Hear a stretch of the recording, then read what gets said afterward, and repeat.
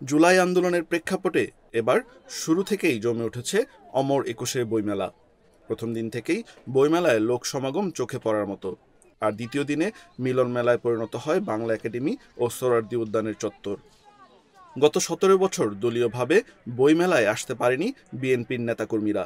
এবারের বইমেলায় যেন বিএনপি সহ সকল মতাদর্শের মানুষের সমাগমে পরিপূর্ণ হয়ে উঠেছে।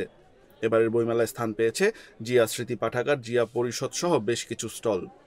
মেলার দ্বিতীয় দিনে এসব স্টল দেখতে আসেন বিএনপির জ্যেষ্ঠ যুগ্ম মহাসচিব রুহুল কবির রিজভী, বিএনপির মিডিয়া সেলের সদস্য ও কৃষক দলের কেন্দ্রীয় কমিটির যুগ্ম সাধারণ সম্পাদক মাহমুদা হাবিবা সহ অনেক নেতাকর্মী। মেলা পরিদর্শনে এসে রুহুল কবির রিজভী আবেগ আপ্লুত হয়ে পড়েন। একই সাথে গণতান্ত্রিক পরিবেশে সকল মতাদর্শের মানুষের আগমনকে স্বাগত জানান তিনি। তবে তিনি মনে করেন পরিপূর্ণ গণতন্ত্র এখনও আসেনি।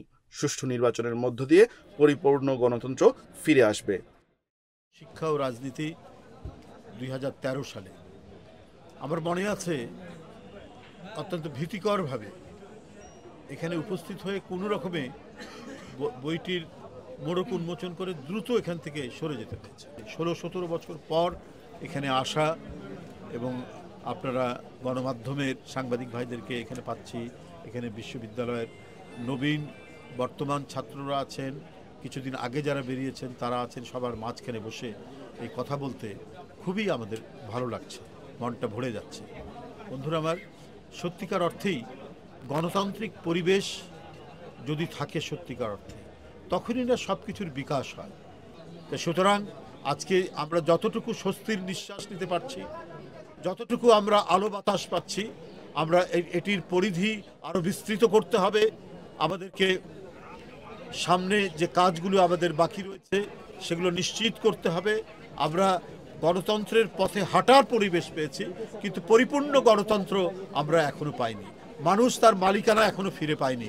অর্থাৎ একটা জনগণ যে তার সরকার গঠন করবে, সেই যে তার যে ক্ষমতা, সেই ক্ষমতা যেদিন অবাধ এবং সুষ্ঠু নির্বাচন, ইনক্লুসিভ নির্বাচন যেদিন নিশ্চিত হবে, সেই দিন গণতন্ত্রের একটি বড় উপাদান নিশ্চিত করা যাবে এবং পেয়ে গণতন্ত্রের পূর্ণ বিকাশের পথে এই জাতি হাঁটতে পারবে।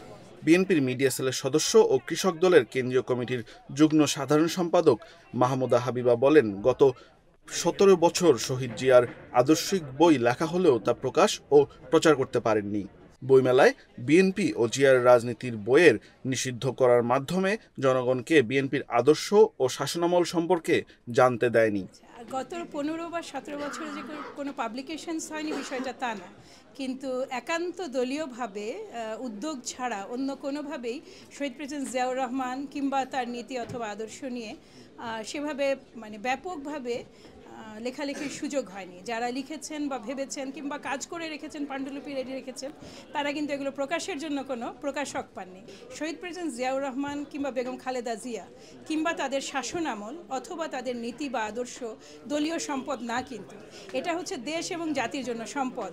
এই গত ১৭টা বছর বা 18টা বছর এই বিকৃত ইতিহাস, এই প্রকৃত তথ্যের প্রচার এবং প্রসার বন্ধ করা এবং যেই বইগুলো সত্যিকার তথ্যের সন্ধান দিতে পারত সেগুলোকে একটার পর এক নিষিদ্ধ করার মাধ্যমে একটা ভিন্ন কিংবা একটা মিথ্যা এটা একটা ধরনের ফ্যান্টাসি, একটা ফ্যান্টাসি ইতিহাস আর কি তারা প্রচার করার চেষ্টা করেছে। বিএনপি চেয়ারপারসনের উপদেষ্টা ও জিয়া স্মৃতি পাঠাগারের অন্যতম সংগঠক বীর মুক্তিযোদ্ধা আব্দুস সালাম বলেন, বিএনপি জিয়াউর রহমান ফিরে এসেছে বাংলা একাডেমির বইমেলায়। জিয়াউর রহমান ও বিএনপির আদর্শ জানার সুযোগ তৈরিতে বিএনপির কেন্দ্রীয় কার্যালয় সহ জেলা পর্যায়ে ২০টির বেশি কার্যালয়ে জিয়া স্মৃতি পাঠাগার স্থাপন করা হয়েছে। আমরা শুরু করেছি প্রথম জিয়া স্মৃতি পাঠাগার।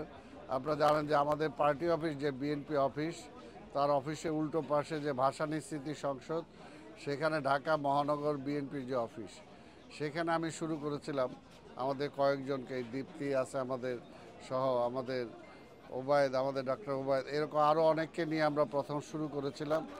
আমাদের তৎকালীন জাহাঙ্গীরনগর বিশ্ববিদ্যালয়ের ভিসি ছিল আমাদের ডক্টর মোস্তাহিদুর রহমান, এবং ওই সময় আমাদের নেতা তরিকুল ইসলাম এবং আমাদের বর্তমান মহাসচিব মির্জা ফখরুল ইসলাম আলমগীর, ওনাদের উৎসাহে এবং আমাদের সিনিয়র যুগ্ম মহাসচিব রুহুল কবির রিজভী, এদের সমন্বয়ে সহযোগিতায় সেসব আমরা সেখানে একটা র্যাক দিয়ে শুরু করেছিলাম।